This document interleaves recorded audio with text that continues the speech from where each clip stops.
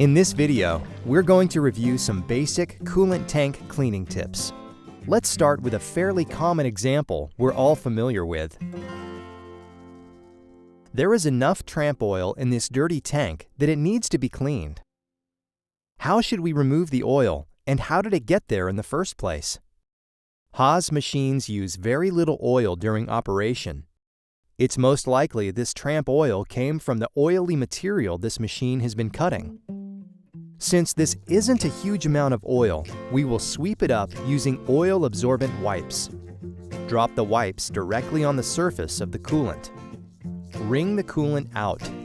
Oily rags can combust, so don't just drop these in the trash. Put them in an oily waste safety container. Check for chips in the tank using a perforated scoop. Drag them against one wall of the tank and scoop them out. There are a couple of reasons why it's a bad idea to let chips pile up in your tank. For one, when you're topping up your coolant, how will you know how much room is in there? Those chip piles can take up a lot of tank space, enough to make a real difference.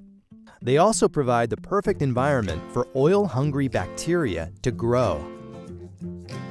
We've cleaned the coolant surface and removed the chips. This tank is ready for top-up. Now, let's check out a tank with some real coolant problems. Judging by the thick layer of oil on the surface and the smell of rotten eggs, coolant maintenance on this tank has obviously been neglected.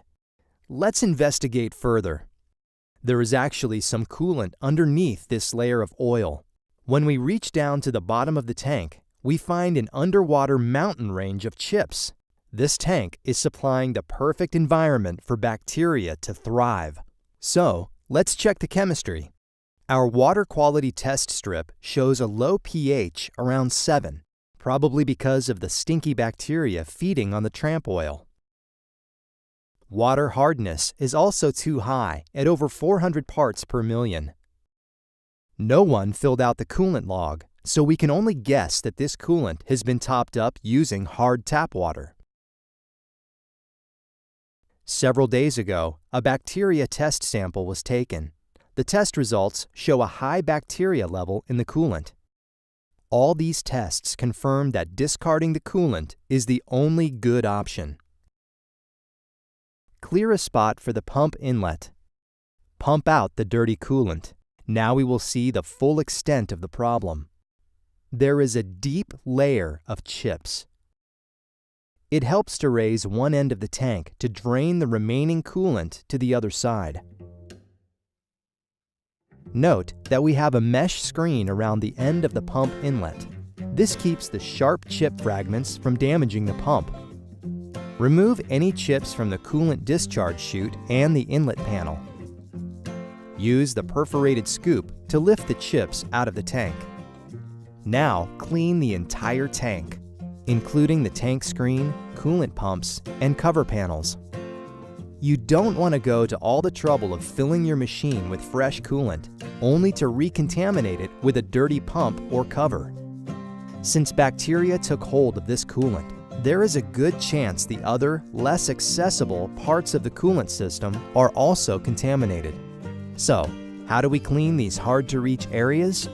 You could opt to use a biocide, but since these are hazardous chemicals, we recommend using a high alkaline cleaner instead to kill the remaining bacteria.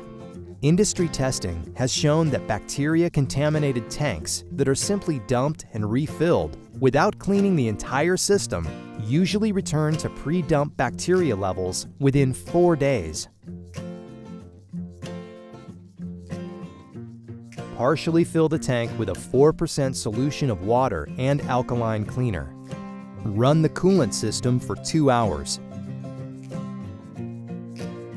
Make sure all the pumps are operating. Be sure to empty any areas in your coolant system where contaminated coolant may accumulate, like the washdown hose on our machine, for instance. Don't leave the alkaline mixture in the machine. You need to pump it out. And rinse the system with a 2% coolant solution for 30 minutes. Pump out the rinse solution. Your coolant tank and plumbing are now ready to be recharged. And remember, if you keep your coolant tank clean and your coolant's chemistry correct, none of this extra work should ever be necessary. Please check out our other coolant videos that deal with making a new charge, topping off an existing tank, and the tools of coolant. Also check out our overview of coolant maintenance. Thanks for watching.